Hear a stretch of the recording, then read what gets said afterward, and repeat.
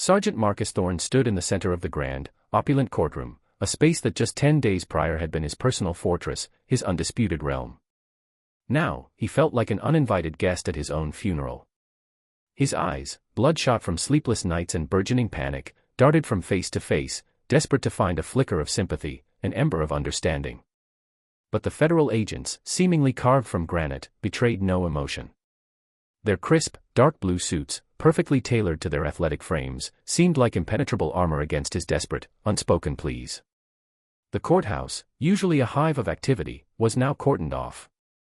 Outside, beyond the thick, bulletproof windows, flashing blue and red lights painted the facade. The sirens, which only moments ago had ripped through the city's quiet, had subsided, leaving behind a suffocating silence, punctuated only by the clicks of camera shutters and hushed voices. He saw them, the lights of the presidential motorcade, having just arrived, majestically and inexorably, at the main entrance. This was not merely a visit. This was a verdict. One of the agents, a broad-shouldered man with a face carved from stone, stepped forward. "Sergeant Thorne, you are under arrest," he stated in a flat, uninflected voice. Marcus felt the icy hand of fear grip his throat. He tried to shout something about injustice, about a conspiracy, about this all being a mistake, but the words caught in his throat. His voice, accustomed to issuing commands and threats, devolved into a pathetic, broken gasp. He was roughly, yet methodically, turned around, his arms secured, and led towards the exit. The courtroom, once the witness to his power, now saw him off in a silence that was more deafening than any scream. The camera flashes blinded him, their clicks beating out the rhythm of his downfall. In that moment, he knew his world had collapsed. 10 days earlier. The scent of polished mahogany and old paper was a stark contrast to the sterile, futuristic gleam of Alan Vane's usual workspace. He moved through the hushed corridors of the courthouse with the quiet confidence of a man for whom disruption was a rare, unwelcome anomaly. Alan Vane wasn't just a name, it was a brand, a global empire built on innovation and a relentless pursuit of excellence. As the founder and CEO of Nexus Dynamics, a tech conglomerate that had redefined entire industries, he commanded respect, not through bluster, but through an undeniable track record of foresight and strategic genius. Today, however, he was merely a witness, albeit a significant one, in a minor corporate litigation. A patent dispute, tedious but necessary, required his personal testimony. For a man who orchestrated multi-billion-dollar deals from his private jet or the penthouse of his Manhattan tower, the mundane bureaucracy of a local courthouse was an irritating, yet unavoidable, diversion. He dressed impeccably, as always, a custom-tailored dark gray suit, a silk tie, and cufflinks that gleamed subtly under the fluorescent lights. Every detail, from his precisely cut hair to the calm, intelligent gaze in his eyes, projected an image of competence and quiet authority. Despite his immense wealth and global influence, Alan Vane was intimately familiar with the subtle, insidious currents of prejudice. Being a black man in America, even one whose net worth dwarfed entire nations, meant navigating a world where success didn't always erase ingrained biases. He had seen it in the polite skepticism of investors, the surprised admiration of new acquaintances, and the underlying assumptions that sometimes permeated even the most progressive boardrooms. He understood that his position afforded him a shield, but not absolute immunity, from the microaggressions and systemic inequalities that plagued society.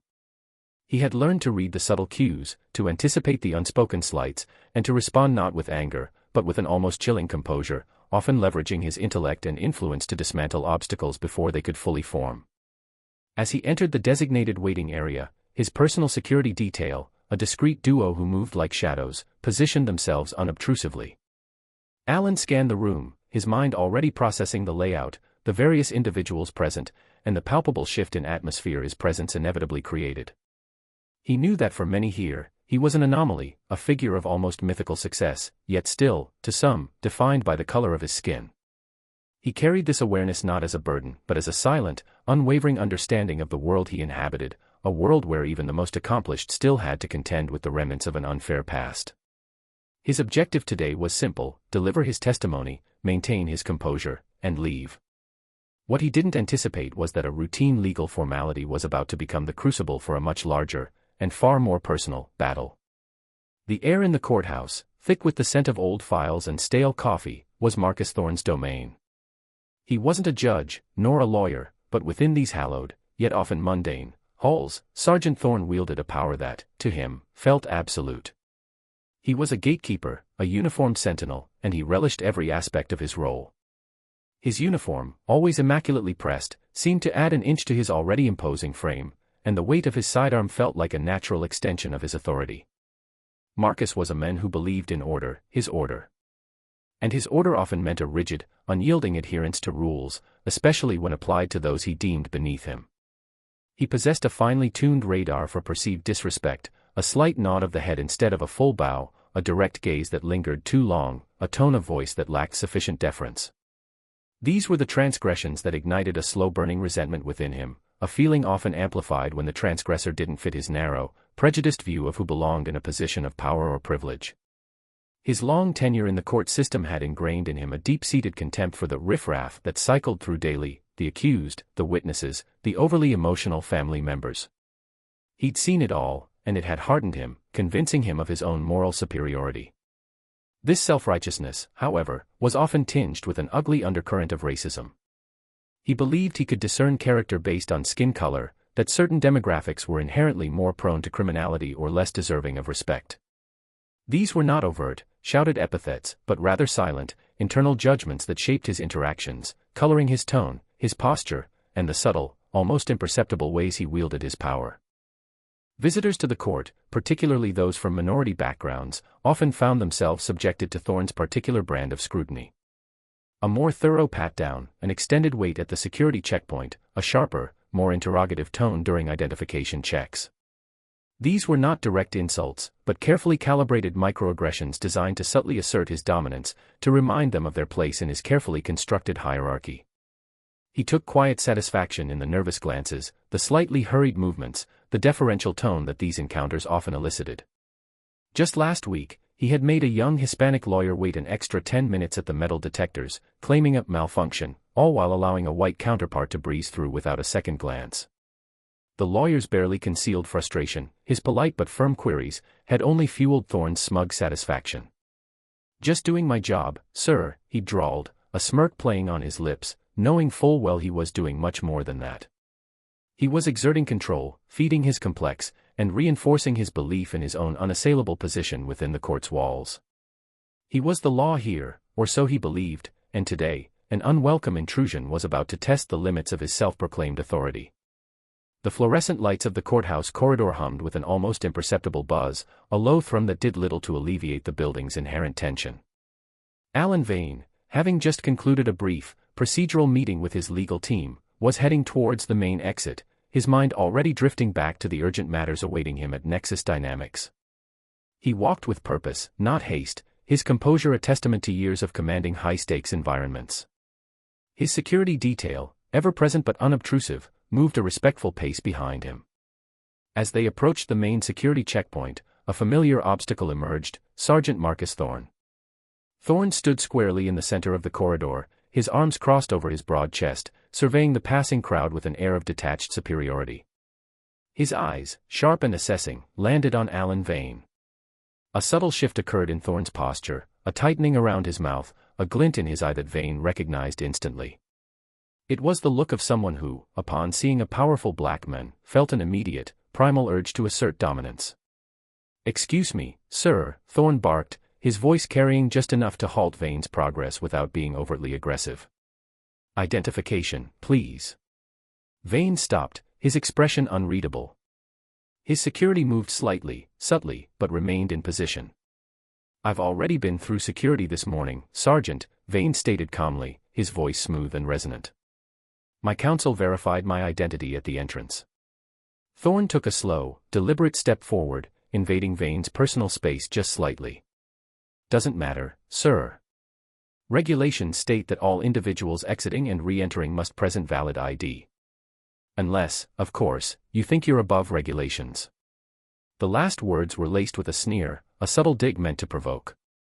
One of Vane's security agents began to reach for his own identification, but Vane subtly, almost imperceptibly, gestured for him to hold back. He understood the game Thorne was playing. This wasn't about security, it was about power, about a uniformed officer attempting to publicly diminish a man he perceived as having too much of it. "I assure you, Sergeant, I respect all regulations," Vane replied, his tone remaining even, though a steeliness had entered his eyes. He reached into his inner jacket pocket and slowly, deliberately, produced his driver's license. Thorne snatched it, his fingers brushing against Vane's with an almost imperceptible aggressive flourish. He held the ID up, scrutinizing it with theatrical slowness, as if verifying the authenticity of a forged document. "Alan Vane," he drawled, drawing out the name, a mocking inflection in his voice. "Founder of Nexus Dynamics, is that right? Big shot." He paused, letting the silence hang heavy. "Seems like a lot of fancy titles for a man who can't follow simple instructions." A few passers-by slowed, drawn by the barely concealed tension. Vane remained motionless, his gaze fixed on Thorne's face. He could feel the eyes of his security detail, their readiness to act, but he knew this was a battle of wills, a test of his resolve. Thorne finally handed the ID back, but instead of returning it directly to Vane's outstretched hand, he let it fall onto the counter of the security desk. "Try to remember where you are, Mr. Vane. This isn't your corporate boardroom. This is a court of law. And here, I set the rules." His voice dropped to a conspiratorial whisper, audible only to Vane. "And some people, no matter how much money they have, just don't know their place."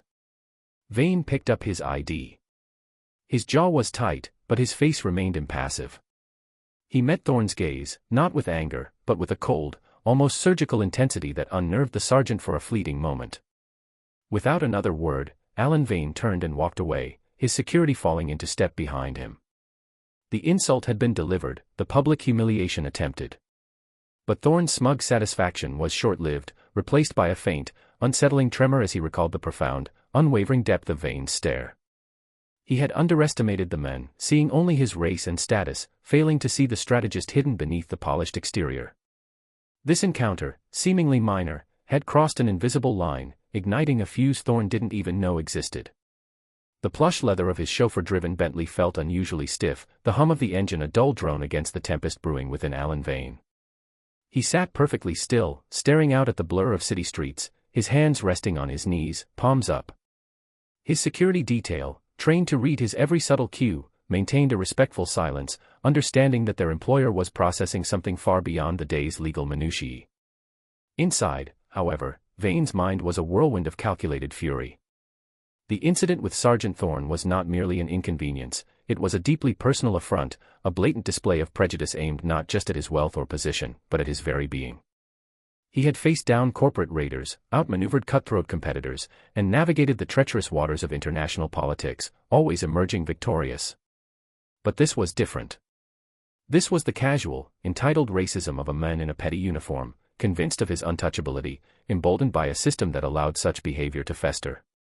The raw emotion that surged through him, anger, frustration, a profound sense of injustice, was quickly transmuted into cold, surgical analysis.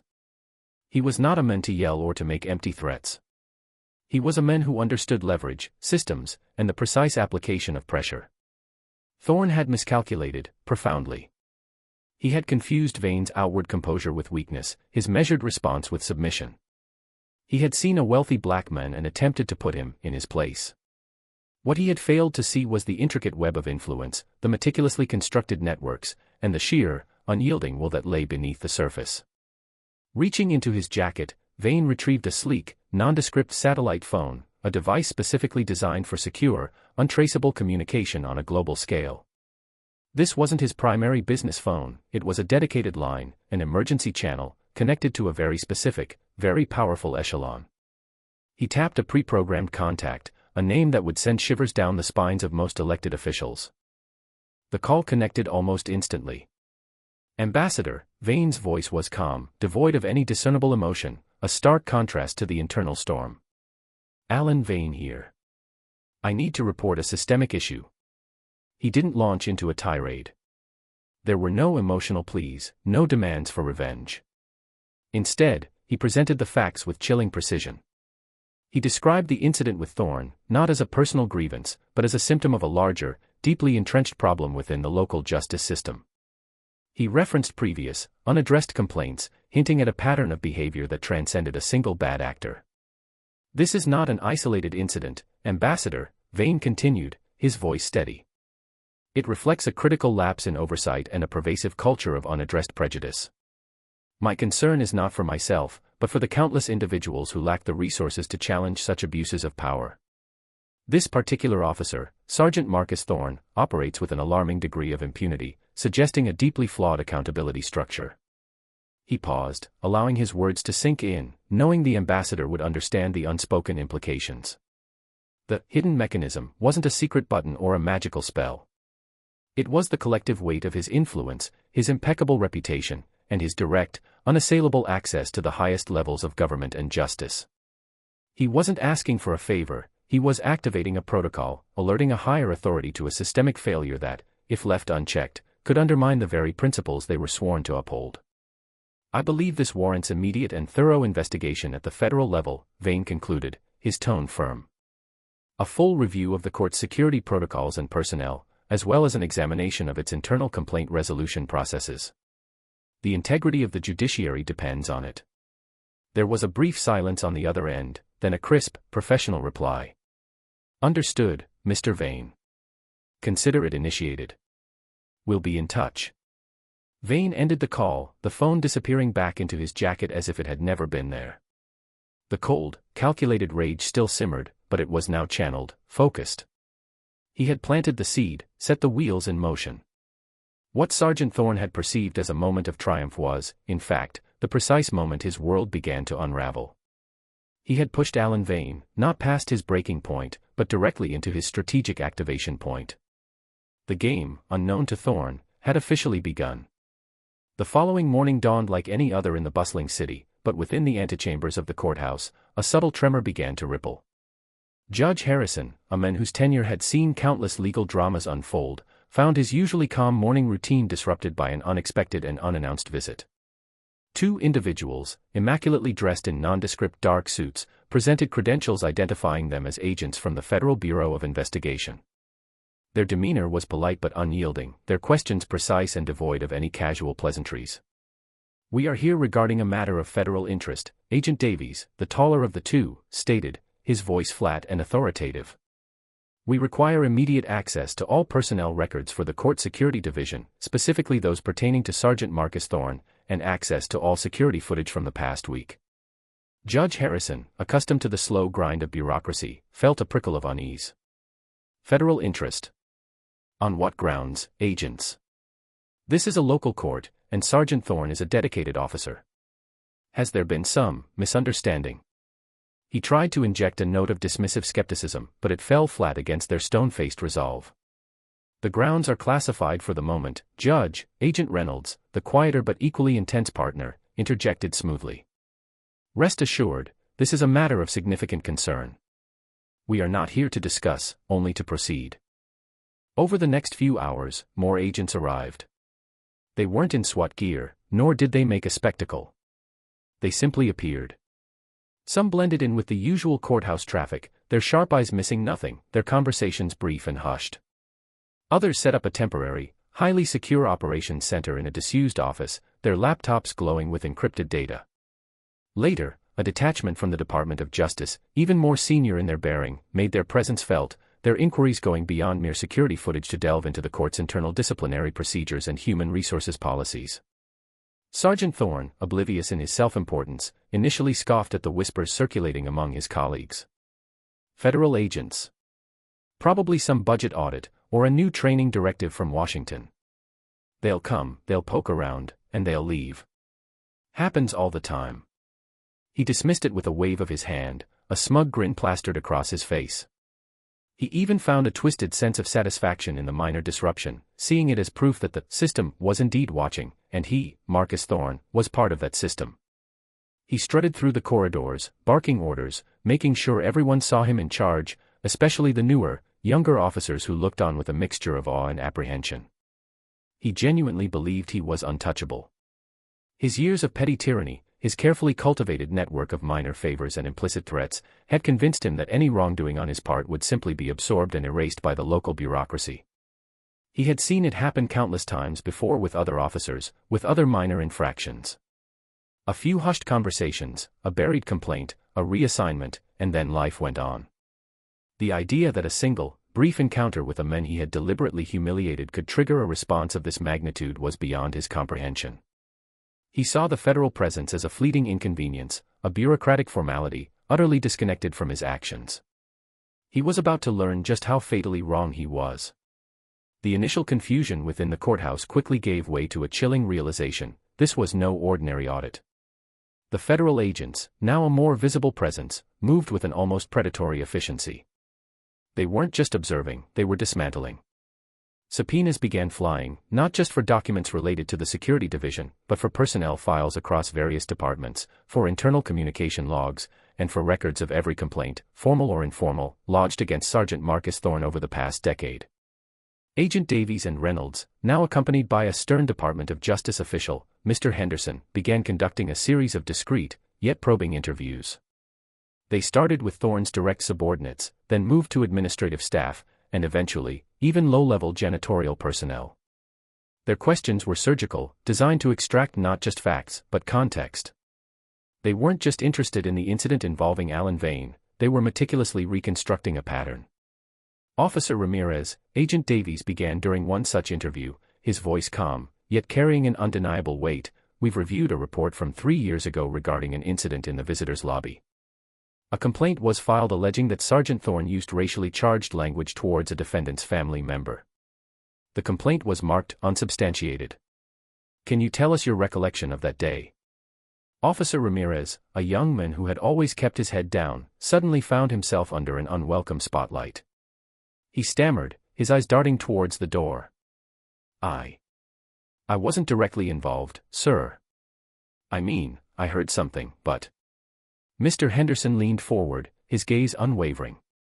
"Officer, your honesty now could save you a great deal of trouble later. We have other sources. We are simply seeking your perspective." The unspoken threat hung heavy in the air. Slowly, reluctantly, the dam began to break. Whispers turned into hushed admissions. Small acts of intimidation, veiled threats, demeaning comments, a mosaic of Thorne's true character began to emerge. The federal agents unearthed records of lost complaint forms, meticulously documented instances of witnesses being discouraged from pursuing grievances, and internal memos that subtly, or not so subtly, downplayed or dismissed allegations against Thorne. A particularly damning piece of evidence surfaced when a former clerk, now retired, provided a detailed account of how she was pressured by her supervisor, a longtime associate of Thorne's, to alter a security log to cover up Thorne's absence during a minor disturbance he was supposed to be overseeing. "He was playing golf that day, sir," she confessed, her voice barely a whisper. "But they made me say he was on a patrol route."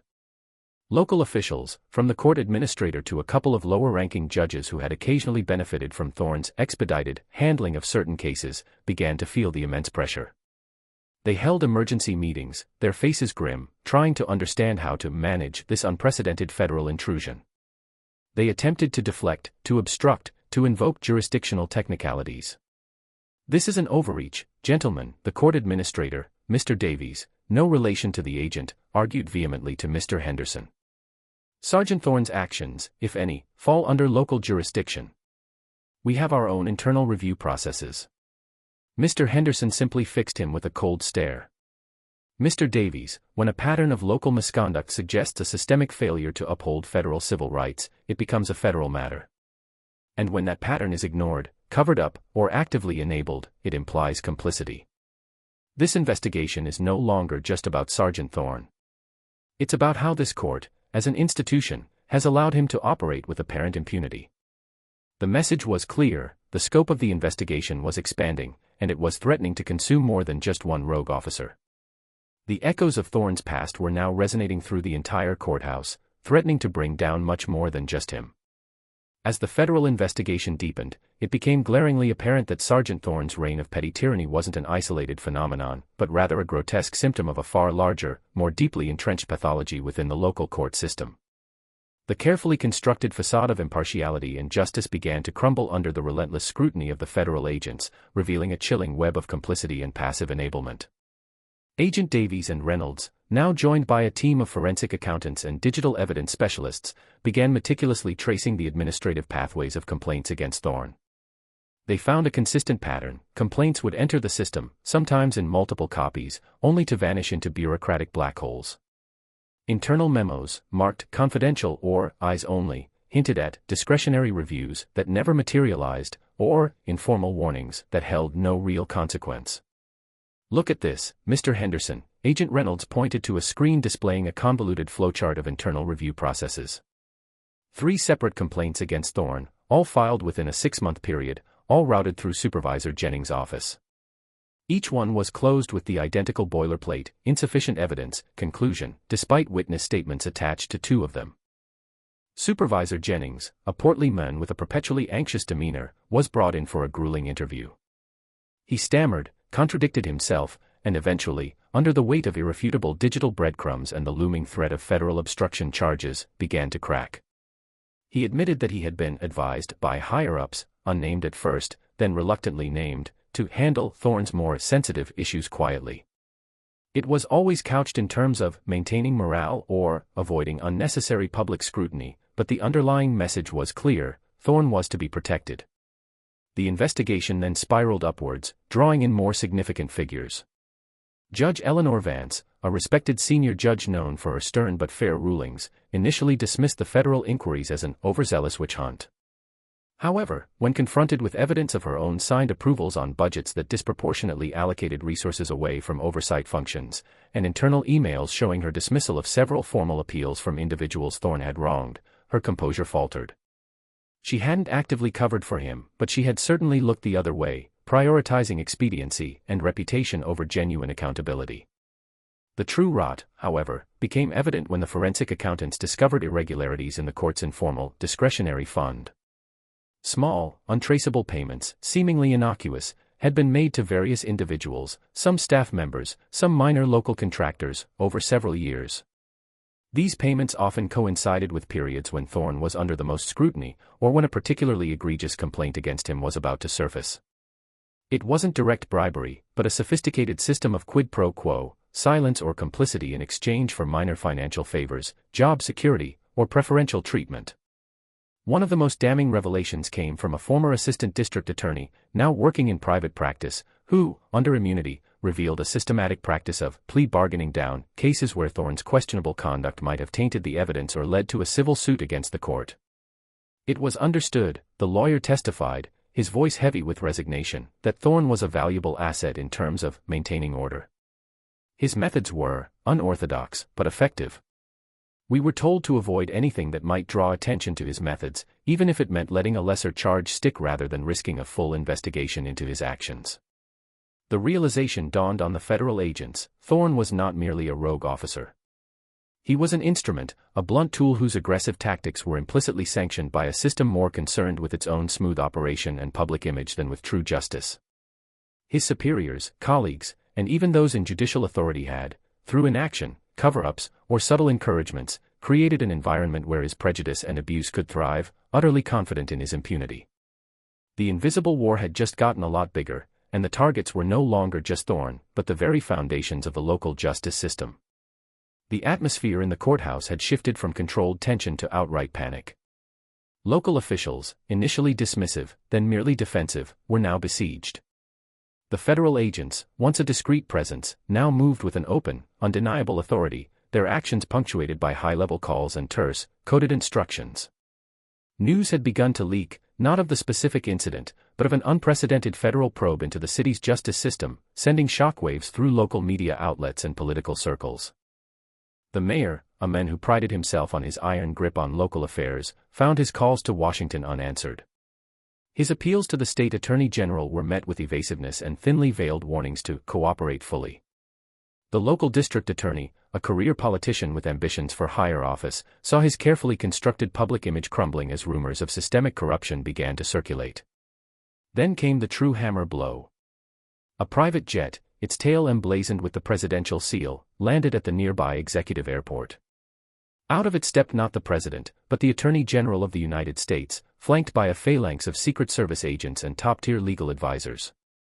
His arrival, officially labeled as a routine visit, was anything but.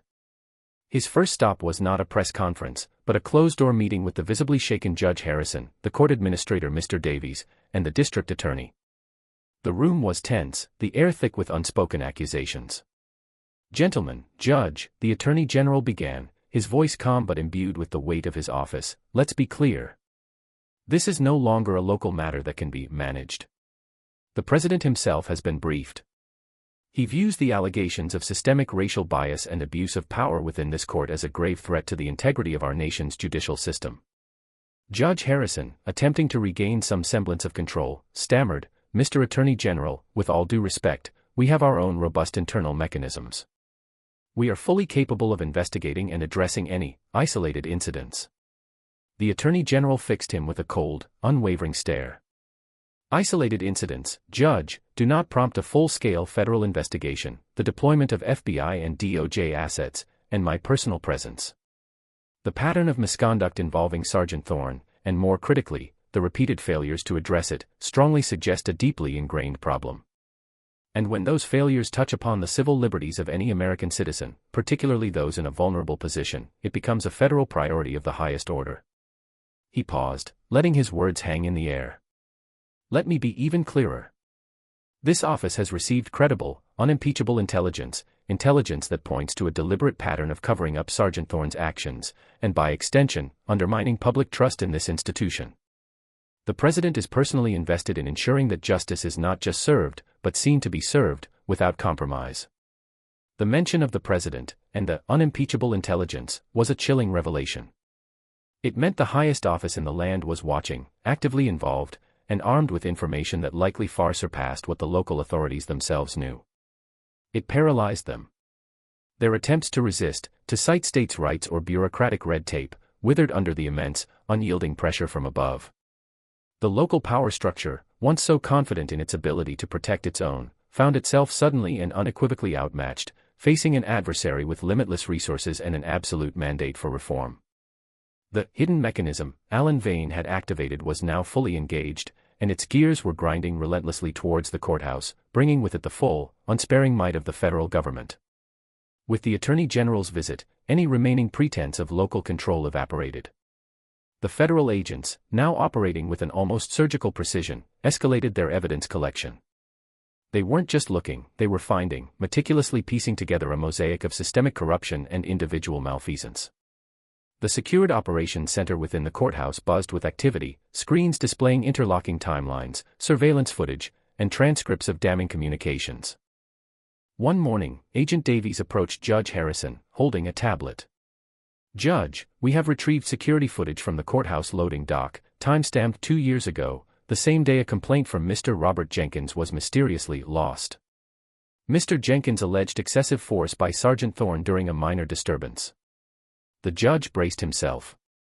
"The footage clearly shows Sergeant Thorne, after hours, meeting with one of your administrative assistants, Ms. Henderson." She hands him a manila envelope. 2 days later, Ms. Henderson took an unscheduled week of paid leave. The implication hung heavy in the air, a clear payoff for a cover-up. But the most potent ammunition came not from internal documents, but from sources outside the direct purview of the court, sources connected, indirectly, to Alan Vane's vast and quietly formidable network. While Vane himself remained publicly silent, his influence was a silent hand guiding the federal search. His private security and intelligence teams, for years, had been quietly monitoring patterns of judicial misconduct, not just locally, but nationally. They had collected data, cross-referenced complaints, and, in some cases, even deployed advanced surveillance.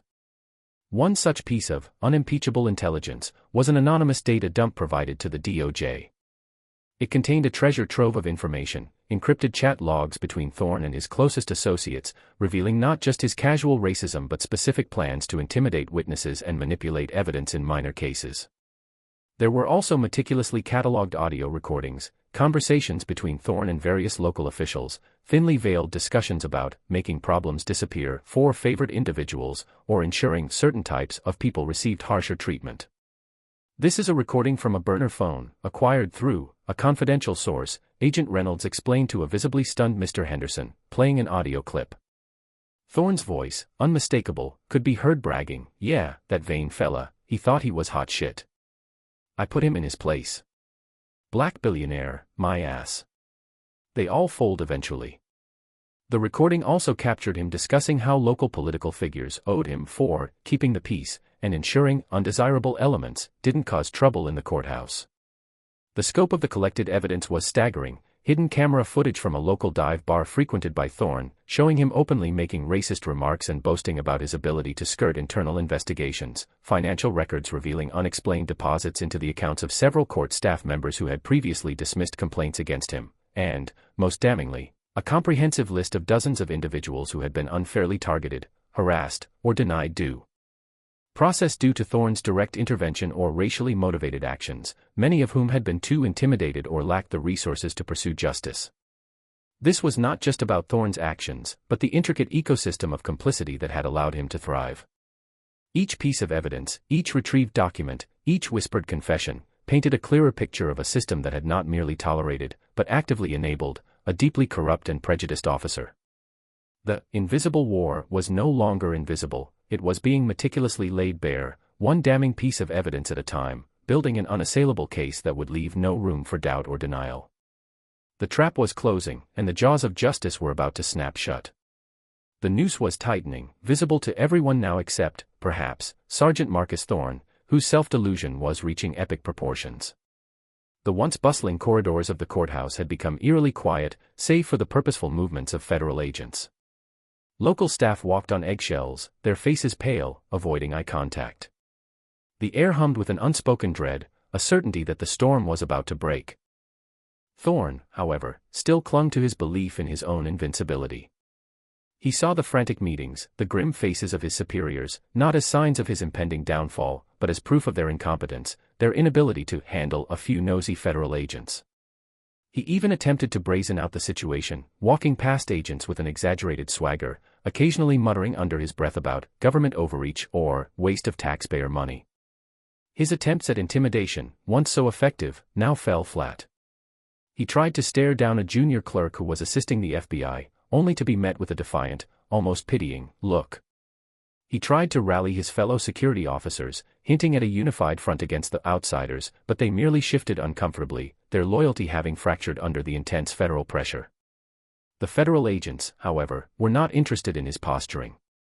They were merely observing, documenting, waiting. They had already quietly secured key evidence, seizing hard drives, collecting confiscated documents, and ensuring that no vital piece of the puzzle could be destroyed or altered.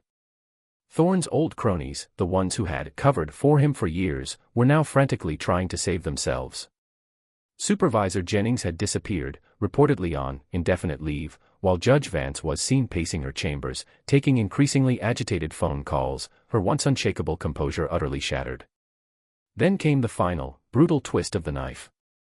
Under the relentless pressure, one of Thorne's most trusted lieutenants, Officer Morales, broke. Morales, who had turned a blind eye to countless abuses and even participated in some of the less egregious cover-ups, was cornered by Agent Davies and presented with incontrovertible evidence of his own involvement in falsifying records.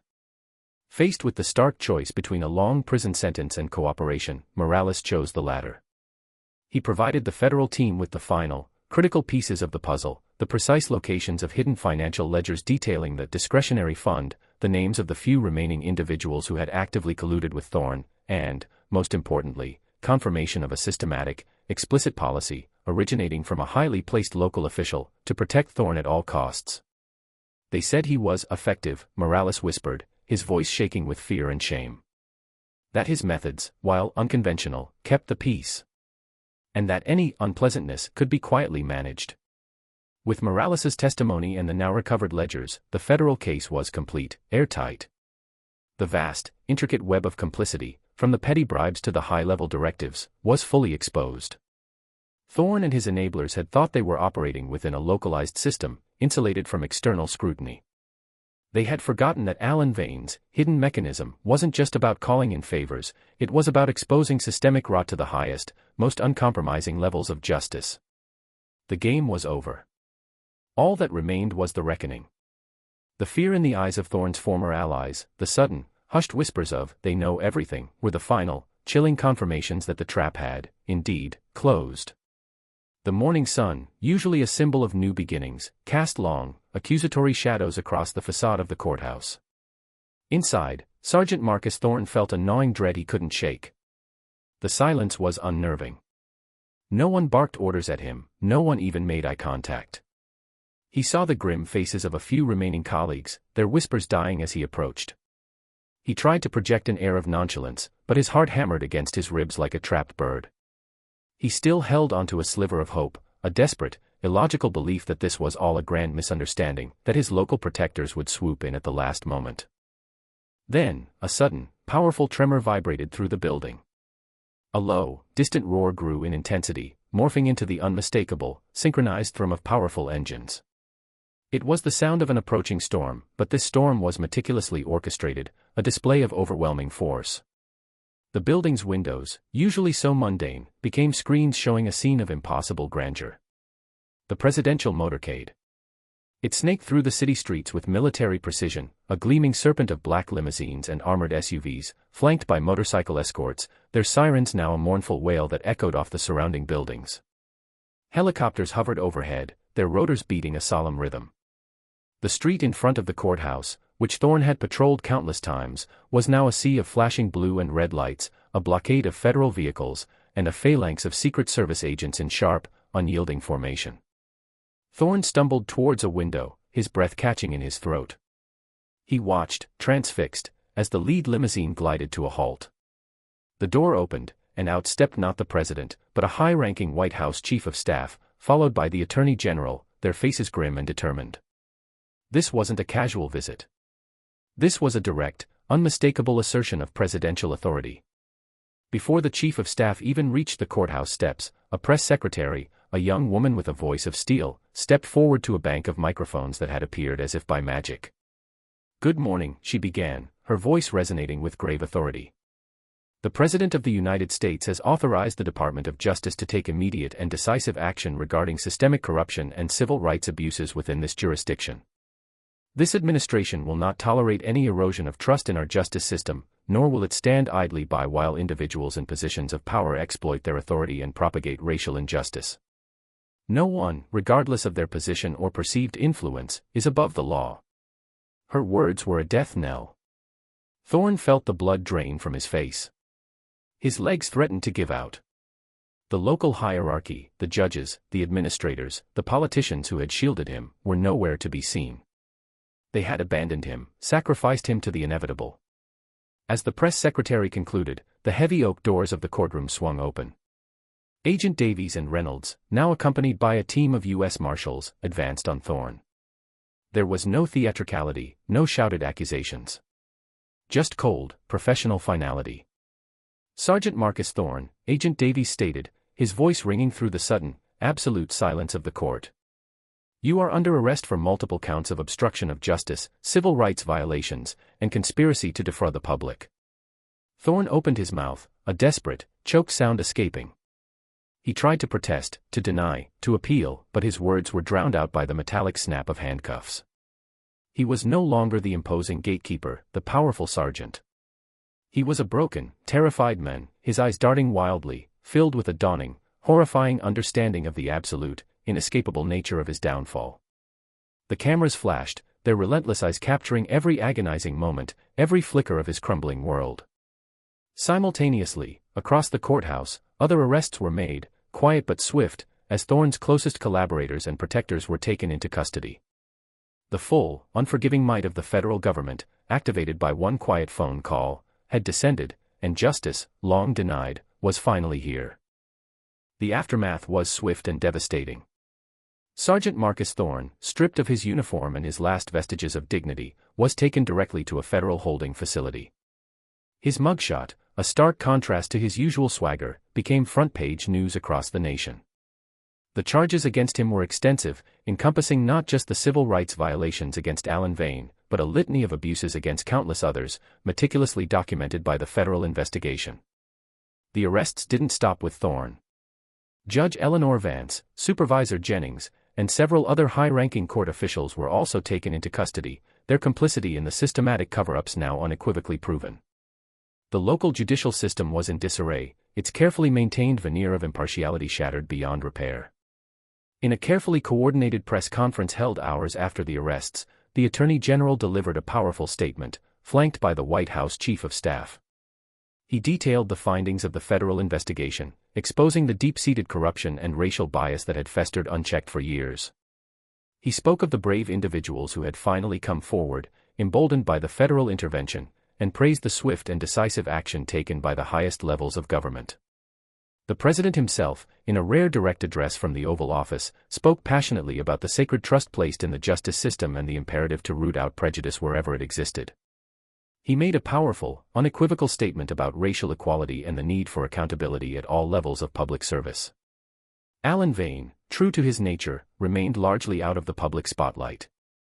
He attended the initial hearings, a silent, imposing figure in the gallery, his presence a constant, potent reminder of the injustice that had ignited this firestorm.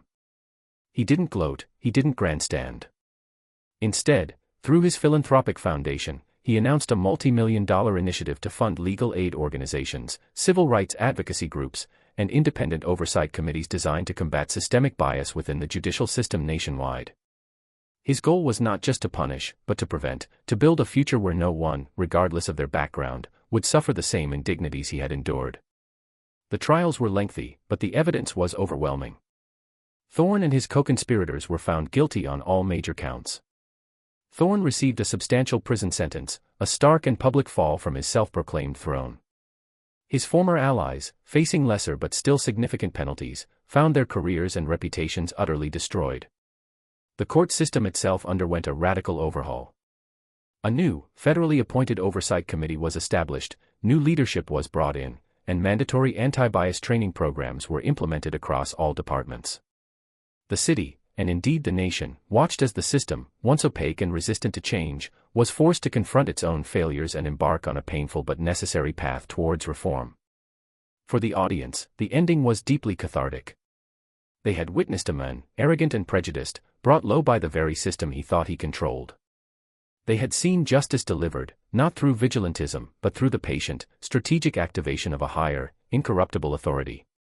Alan Vane, the cool strategist, had not sought revenge, but rather systemic change, and in doing so, had offered a powerful message, even in the face of entrenched power and insidious prejudice. True justice, when pursued with unwavering resolve and the right leverage, can ultimately prevail. The final image is one of hope and the promise of a more equitable future, hard won through the invisible war waged by a men who refuse to be underestimated.